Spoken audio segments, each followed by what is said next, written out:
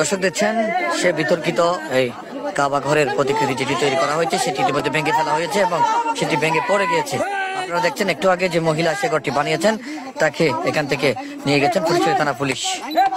মানুষ বন্ডামি করতে করতে কত নিচু চলে গেছে এটা আমরা ফেসবুক ইউটিউবের কল্যাণে দেখি। চট্টগ্রামের ফটিকছড়ি একটা জায়গা আছে, সেখানে স্বপ্ন দেখে এক মহিলা, তাকে নাকি রসুল করিম ইসলাম এসে বলছে, এই মহিলা তুমি তোমার ঘরে একটা কাবা শরীফ বাঁধো আর সে কাবাকে তুমি চতুর্দিক থেকে তওয়াফ করো, মানুষ দিয়েও তুমি তওয়াফ করাও। একটু জোরে বলবো না? এ ধরনের কথা স্বপ্ন দেখছে কে? মহিলা। মহিলা কে? মহিলা। সব মহিলা দেখে এই জাতীয় যত আকাম কুকাম আছে, কথা কন না, ঠিক নেবে? ঠিক। এদের সাথে আমাদের কোনো সম্পর্ক আছে? দিন ধর্মের সাথে এদের কোনো সম্পর্ক আছে?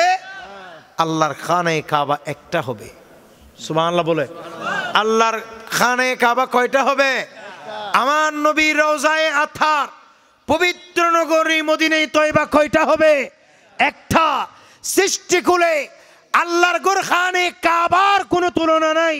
সৃষ্টি জগতে আমার নবীর মদিনায়ে তয়বা তথা রাসূলুল্লাহর রওজায়ে আতহারের কোনো তুলনা হতে পারে না। কথা বলেন ঠিক না?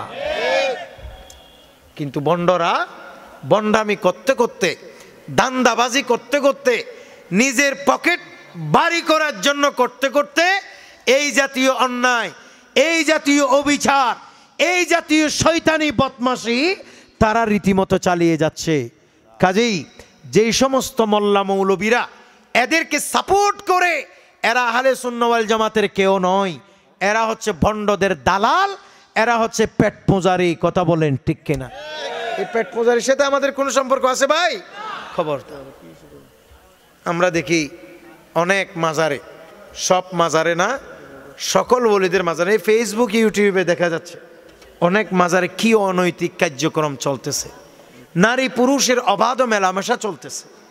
এমনকি নাউজুবিল্লাহ অনেক মাজারে, এমনকি আস্তাগফিরুল্লাহ, গান বাদ্য বাজনার তালে তালে, জেনা ব্যভিচারের তালে তালে, মদ গাঁজা ফেন্সিডিল আবার আসর পর্যন্ত জমানো হইতেছে। বলেন না ঠিক নেবে? ঠিক।